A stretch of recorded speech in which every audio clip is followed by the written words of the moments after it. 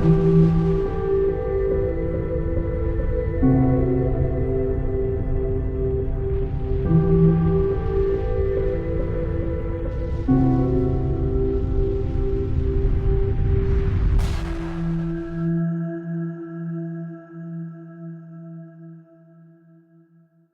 les amis, nous sommes le vendredi 18 septembre 2020. Je ne peux plus diffuser sur YouTube pour le moment, je ne peux même pas mettre un texte dans dans la communauté, je peux juste rajouter quelques commentaires à droite à gauche, c'est tout ce que je peux faire. Donc évidemment, faut attendre l'action en justice que l'on a déclenchée, que ce soit auprès du CSA que devant le tribunal du référé. YouTube, de toute façon, on peut plus rien dire parce que en plus, c'est vraiment mensonger. Dès qu'on dit quelque chose qui va à l'encontre de ce que l'OMS dit, il me censure moi, hein, parce qu'évidemment, il y en a d'autres, des vidéos sur YouTube. Mais je crois que la vidéo sur la 5G y a fait pour beaucoup parce que le gouvernement a subitement réagi le lendemain de cette vidéo en disant pour Macron que ceux qui refusaient la 5G c'était des Amish, et ensuite en lançant une étude qui prouve le contraire de l'étude OpinionWay. C'est un petit peu étrange, hein, mais bon, ils n'ont pas osé mettre un nombre significatif de personnes pour dire qu'ils étaient en faveur de la 5G, mais largement quand même au-dessus de la majorité. Et donc, je vais continuer sur BitChute. J'ai aussi ouvert une chaîne sur Brighton. Alors par contre, Brighton, j'ai testé, si je fais une vidéo et que je veux la poster, que ce soit sur Facebook ou sur Twitter, c'est complètement censuré. Dès qu'ils voient le nom Brighton, c'est censuré, mais j'ai quand même ouvert une chaîne là-dessus. Je la mettrai dans les commentaires de celle-ci sur BitChute. Comme ça, il y a deux chaînes où je suis sûr, sur Brighton, de ne pas être censuré. Ça, c'est une certitude. Et donc, on ne me fera pas taire comme ça. Je dérange, j'en suis conscient, hein, vu que mes vidéos sont reprises à droite à gauche sur YouTube, elles ne sont pas censurées, c'est quand même quelque chose de fantastique, mais quand c'est moi qui le fais, on me censure. Donc là, ils ont trouvé une excuse pour que je ne puisse plus publier jusqu'au 15 décembre. Mais c'est pas grave, je publierai sur BitChute. Rejoignez-moi sur BitChute, rejoignez-moi sur Brighton. Sur Brighton, j'ai besoin de 1000 abonnés rapidement parce que sinon j'ai droit que à 50 vidéos. Au-delà de 1000 abonnés, ils m'en rajoutent. Et la lutte continue. Et puis je demanderai à tous les lanceurs d'alerte, mes amis, de signaler mes nouvelles émissions sur Brighton, mes nouvelles émissions sur BitChute, afin que les abonnés puissent me rejoindre. Un petit coup de main de votre part est le bienvenu. Et on va recevoir tout de suite Séverine Mana et Rémi Philippot pour le point sur les masques avec une bonne nouvelle. On va attaquer des villes ou des départements en plus. Et on va faire un petit point avec Séverine Mana et Rémi Philippot concernant l'action que je vous avais présentée, Agir ensemble sur respirer librement, parce qu'avec ces masques, on ne peut plus respirer librement, et surtout les pauvres gosses à l'école. Et que dire de la saison des rhumes qui va arriver, où ils vont fermer toutes les écoles bientôt à cause d'un rhume. Et donc, on fait le point avec eux. Bonjour Séverine, bonjour Rémi. Bonjour Silvano. Qu'est-ce que tu as donné cette première action? Alors, donc, pour vous informer qu'effectivement, on a déposé le premier recours donc, sur les lieux clos. Ce premier recours, parce qu'il y a eu beaucoup de questions qui nous sont parvenues en fait de parents très très inquiets. Alors on voulait préciser qu'effectivement dans le recours il y a une partie qui concerne spécifiquement les enfants. On a développé en fait plusieurs arguments, alors des arguments très techniques sur les questions d'incompétence de l'autorité qui a pris l'arrêté. On a effectivement développé des moyens d'incompétence du Premier ministre liés un petit peu aux spécificités des textes et au chevauchement entre l'urgence sanitaire et la fin de l'urgence sanitaire. C'est un petit peu technique, mais ça fait partie des moyens à développer devant le Conseil d'État. On a également développé des vices de procédure en particulier tenant aux avis du comité scientifique et du haut comité, qui sont plus ou moins qui n'ont pas suivi le modus operandi classique. Donc ça, on le souligne en légalité interne, c'est-à-dire sur le vice intrinsèque du décret, le fondement. Effectivement, on développe un certain nombre de choses, comme quoi le décret a été pris sur un fondement qui est, somme toute, assez fragile, donc sur des postulats scientifiques qui sont fragiles, et le décret, surtout, est un décret général et absolu, et donc ne vise pas un certain nombre de circonstances, comme les enfants, comme des exceptions pour tout ce qui est maladie spécifique en particulier, et donc tout ça cause d'énormes conséquences, et des conséquences très, très compliquées. Et donc voilà, donc c'est un petit peu tout ça qu'on a développé s'agissant du masque en lieu clos, hein, sachant qu'effectivement la partie masque en extérieur fait l'objet d'un développement spécifique. On a développé en fait un premier point qui concerne les critères de déclenchement du port du masque. C'est-à-dire qu'on a fait un état des lieux sur la situation avec les chiffres auxquels on s'est référé pendant toute la pandémie, donc décès, hospitalisation, réanimation. Et là, on a dit qu'on avait changé de critères. Donc, on met en avant le fait qu'il y a eu un changement de critères et que ce qui justifie le port du masque, en fait, est l'augmentation du nombre de cas positifs. Or, cette augmentation du nombre de cas positifs n'est pas une donnée fiable parce que, pour plusieurs raisons. Tout d'abord, en fait, parce qu'il y a un problème de comptage, parce qu'il y a les doublons, il y a des positifs qui sont plus positifs, qu'on n'enlève pas, etc. Et puis surtout, en fait, il y a un phénomène de test, de généralisation du test qui fait qu'un des critères auxquels on se réfère, qui est le taux de prévalence, dépend totalement directement en fait, du nombre de tests qui sont pratiqués. Plus en fait, il y a de tests qui sont pratiqués et plus forcément on a un taux de prévalence élevé. Donc du coup, ce n'est pas une donnée fiable.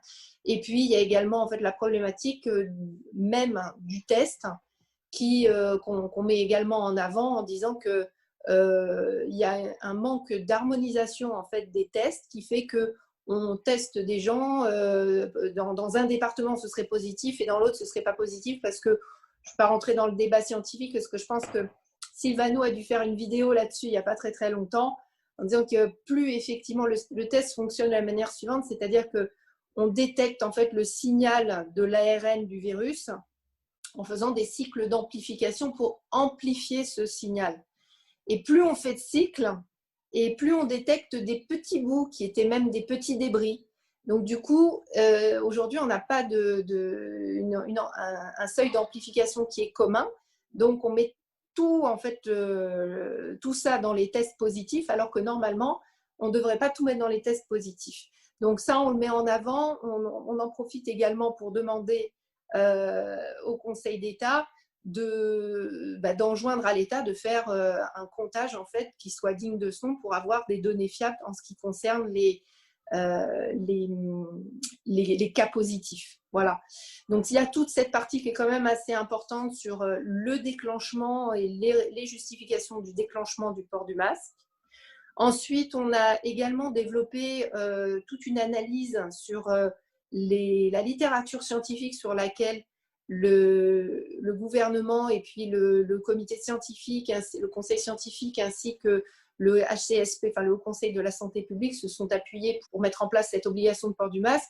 Et par cette démonstration, on voit que le gouvernement en fait n'a pas du tout lu, enfin en tout cas n'a pas suivi, a interprété différemment les avis de ces autorités-là, parce qu'on a repris l'avis de l'OMS auquel tout le monde se réfère, et l'avis de l'OMS clairement en fait ne préconise pas un port du masque généralisé, que ce soit en lieu clos ou en lieu extérieur, vu qu'ils le font en fait plutôt par catégorie de personnes. Donc ceux qui sont infectés doivent en mettre un, ceux qui soignent, mais pas le port du masque généralisé.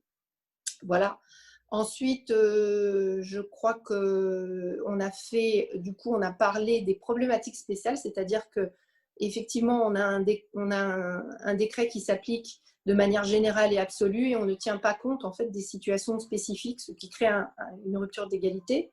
Et là, on a identifié plusieurs catégories en fait qui devraient à la base en fait être exemptées. Donc les enfants sur lesquels on fait un large développement, et puis également en fait les handicapés qui sont contraints d'aller chercher en plus un certificat médical. Apparemment, le handicap ne suffit pas. Et puis, la dernière catégorie également, ce sont les gens qui sont atteints d'une maladie chronique, alors qu'elle soit physiologique ou psychologique. Voilà, parce que du coup, à ce jour, voilà, ce qu'on aimerait, c'est qu'il y ait une possibilité pour les gens qui aillent voir leur médecin de pouvoir demander en fait une dispense de port du masque, sans que les médecins aient peur. Voilà. Voilà un petit peu ce qu'on a développé comme argument. Oui, en plus, les médecins disent clairement qu'ils n'ont pas le droit de faire un certificat pour non-port du masque. Ça, c'est quelque chose. C'est le politique qui se mêle de médecine. Oui, parce que l'exemption qui est prévue par le décret, c'est avoir un handicap et un certificat médical. On n'a pas de catégorie qui dirait, sauf pour les personnes qui ont un problème médical qui les empêche de porter ce masque. Oui, donc, alors, c'est justement parmi nos recherches, notamment pour les asthmatiques, en Angleterre, il y a des guidelines qui prévoient justement des dispenses, notamment pour les asthmatiques. Tout à fait. Mais le problème ici en France, c'est que les médecins disent j'ai pas le droit de vous faire un certificat pour non-port de masque. C'est complètement hallucinant. Et voilà. Je tiens à préciser dans tout ce qu'a dit Séverine qu'en Allemagne, l'amplification du nombre de cycles, c'est 20-25 cycles maximum. C'est pour ça qu'il faut un petit peu réfléchir. Hein. Le virus, il ne voit pas une frontière, il s'arrête, hein, il continue. Normalement, s'il y a autant de cas en France et en Espagne en ce moment de ce que l'on voit, hein, parce que la France et l'Espagne, ils font 70% des cas de toute l'Europe, il faut un petit peu réfléchir pourquoi. C'est parce que justement, on ne sait pas en France à combien de cycles on amplifie. Et l'ARS ne veut pas dévoiler cela. Et les laboratoires disent ça ne vous regarde pas. Donc, si vous prenez quelqu'un qui a eu un rhume cet hiver et vous amplifiez à 40-45 cycles, il va être positif au Covid-19 alors qu'il a eu un rhume à coronavirus cet hiver. En Allemagne, avec une amplification à 20-25 cycles, il sera négatif. Donc, positif en France, négatif en Allemagne. Il faut vraiment se poser la question. Ensuite, je Alors, je crois que dans un des avis du conseil scientifique, je ne sais plus lequel, là, je ne vais pas le dire de mémoire, mais il était dit qu'effectivement, il y avait un problème qu'a priori en France, les tests étaient pratiqués avec des cycles, avec 40-45 cycles. Tout à fait. Donc, même le conseil scientifique le dit. Et ensuite, je vous rappelle, parce qu'il ne faut pas avoir peur des nouveaux cas positifs qu'il y a, parce que quand même, quand on vous annonce 10 000 cas par jour, je vous rappelle que l'INSEE avait dit que si on avait pratiqué le même nombre de tests au mois de mars, il y aurait entre 180 000 et 480 000 tests positifs par jour. Par jour. Des cas positifs hein, par jour. Si on avait eu la capacité de tester toutes les personnes, il y aurait eu 180 000 à 480 000 cas positifs par jour. Ce qui fait la bagatelle d'une fourchette de 1 260 000 à 3 360 000 cas positifs par semaine. Donc on voit bien, comme le professeur Toubiana le dit sur les plateaux de télé, il n'y a plus d'épidémie parce que 1 million de tests pour 30 000 cas positifs, ça fait du 3%, ce n'est pas une épidémie. Sur ces 30 000, l'énorme majorité, ce sont des faux positifs. Alors, il y a aussi un point, c'est que j'avais fait des petites comparaisons statistiques, c'est que la semaine dernière, je pense que ça doit se vérifier aussi cette semaine, aujourd'hui, il y a 6 fois plus de cas positifs qu'au pic de l'épidémie et il y a 70 fois moins de décès. C'est logique. Et en plus, on ne sait pas vraiment dans ces décès-là si elles sont mortes du Covid ou avec le Covid, parce qu'on sait bien maintenant qu'ils mettent un petit peu tout. Il suffit que quelqu'un ait un cancer en phase terminale et qu'il ait été testé positif, faux positif ou pas, il est dans la case Covid. Voilà. Il reste une étude aussi parue, c'est complètement impossible qu'il y ait 31 000 morts de plus cette année à cause du Covid. Je rappelle que il n'y a eu que 72 personnes mortes officiellement de la grippe, alors que chaque année, la grippe tue entre 10 000 à 15 000 personnes minimum. Donc maintenant, ça c'est pour les actions générales, mais on voit qu'on a aussi un problème au niveau local. Alors voilà, donc là, donc à la suite de ça, donc on est en train de mettre en place un tableau de bord. Voilà, ça va être fait, vous inquiétez pas, il y aura tout. On va lancer donc l'action sur les masques en extérieur, voilà, donc prochainement. Et alors donc, ce qu'on voit en fait en parallèle, c'est la jurisprudence. Vous avez dû entendre parler de ce qui se passe à Strasbourg. Strasbourg est assez leader en fait. On coopère effectivement avec les avocats de Strasbourg. On a décidé d'unir nos forces. Et donc à Strasbourg, il y a eu effectivement une très bonne ordonnance du tribunal administratif qui retoquait l'arrêté.